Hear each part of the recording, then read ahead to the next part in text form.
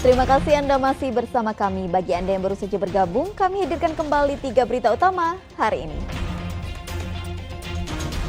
Mobil pickup pengangkut tahu bertabrakan dengan sepeda motor di Jalan Ahmad Sanusi, Kecamatan Cisaat, Kabupaten Sukabumi. Pengendara motor kritis. Warga Kabupaten Majalengka geger karena menemukan seekor ular sanca sepanjang 4 meter di atap plafon rumah warga. Upaya pulihkan ekonomi di sektor pariwisata Kabupaten Garut dengan gelaran pesta 210 domba guling massal.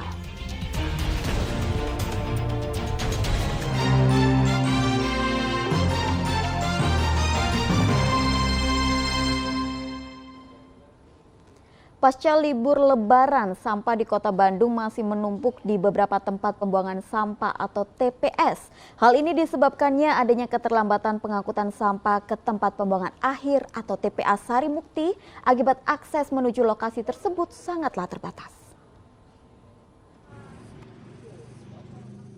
Pemandangan tumpukan sampah yang menggunung di tempat pembuangan sampah sementara di Kota Bandung usai libur Lebaran kembali terjadi. Seperti di tempat pembuangan sampah sementara TPS Babakan Sari ini misalnya.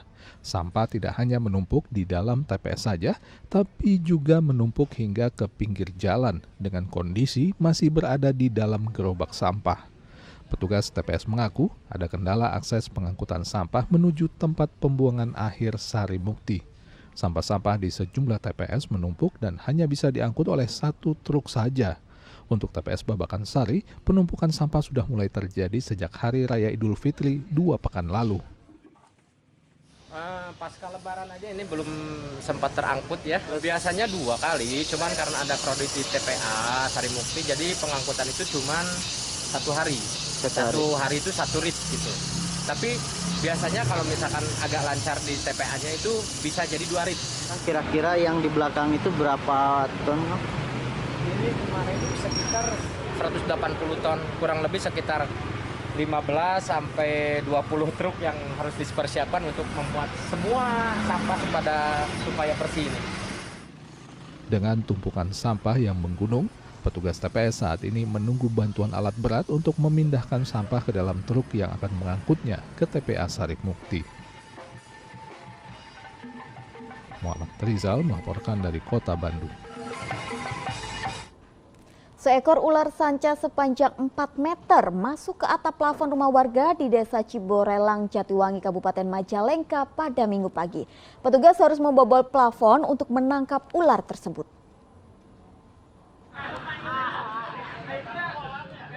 Warga Desa Ciborelang, Kecamatan Jatiwangi, Kabupaten Majalengka, Minggu pagi dikejutkan kehadiran seekor ular sanca batik atau sanca kembang yang naik ke plafon lantai 2 rumah seorang warga melalui tiang listrik.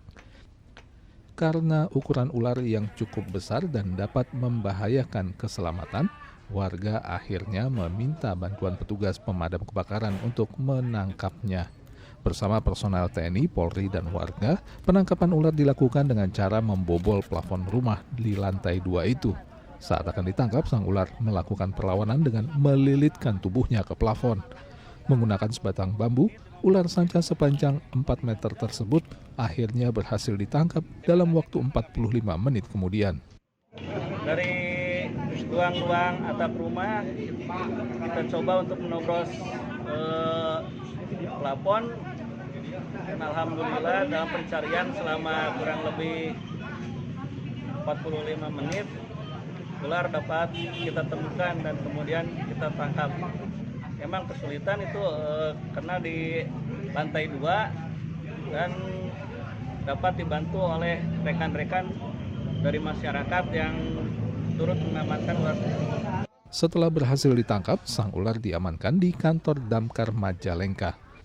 Petugas masih akan memantau kehadiran ular sanca di tempat ini karena dari laporan warga ada 2 ekor ular sanca yang masuk ke rumah tersebut.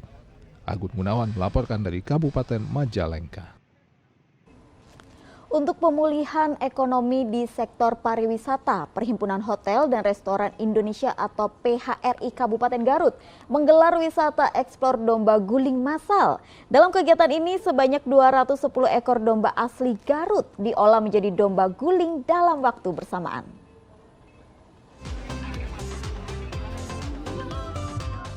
Salah satu cara menarik wisatawan datang ke suatu daerah adalah dengan atraksi budaya serta kulinernya yang unik dan juga enak.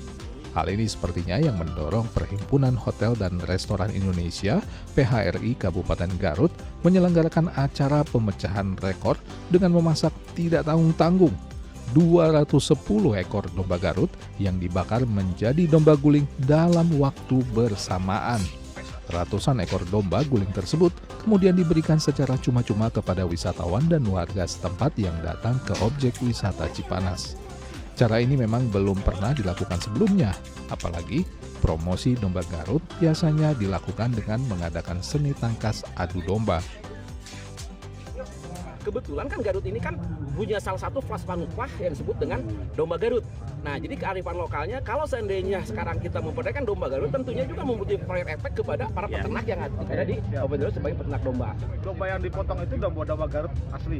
Iya, betul. Jadi domba Garut yang tersortir memang tidak menjadikan domba komoditi tangkas. Ya, seni tangkas gitu. Jadi secara ini gen itu domba Garut. plasmanupa asli domba Garut itu 100%. Begitu. Untuk memasak 210 ekor domba guling sekaligus, 200 orang chef atau koki profesional dari setiap hotel di wilayah Garut dikerahkan. Dan kegiatan ini memecahkan rekor muri penyajian domba guling terbanyak. 210 ekor domba guling bisa disajikan menjadi sekitar 6.300 porsi yang dapat disantap. Pastinya nikmat ya. Eko Setiabudi melaporkan dari Kabupaten Garut. Masyarakat dari 3 kampung di Desa Guranteng, Kecamatan Pagerageng, Kabupaten Tasikmalaya menggelar ngaliwet bersama di tengah jalan. Langkah ini dilakukan sebagai wujud syukur karena dibangunnya jalan penghubung ketiga kampung tersebut setelah belasan tahun rusak parah. Inilah wujud jalan desa yang menghubungkan 3 kampung, yaitu Kampung Tewel, Cikadu, dan Picung di Desa Guranteng, Kecamatan Pagerageng, Kabupaten Tasikmalaya. Ruas jalan ini sudah belasan tahun tidak tersentuh pembangunan jalan sehingga mengalami kerusakan parah. Baru pada tahun ini, mereka bisa menikmati jalan yang bagus beraspal setelah dibangun dengan dana desa. Sebagai bentuk rasa syukur telah dibangunnya jalan, maka mereka menggelar ngaliwet bersama di atas jalan yang baru juga selesai dibangun. Beralaskan daun pisang yang diletakkan di sepanjang jalan, mereka meletakkan nasi liwet dan lauknya di atas daun. Ramai-ramai kemudian warga menyantap nasi bersama-sama sebagai bentuk syukur.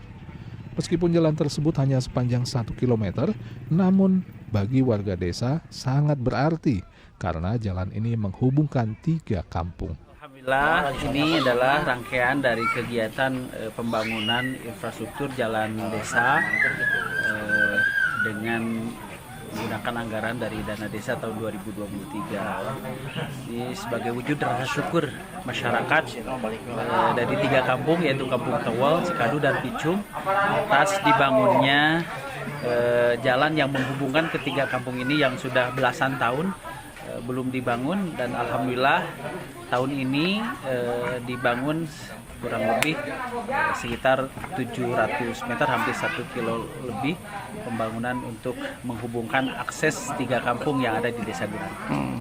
Pengerjaan jalan beraspal tersebut memakan waktu selama 30 hari dengan panjang 700 meter dan lebar 2,5 meter dengan anggaran dari dana desa tahun 2023.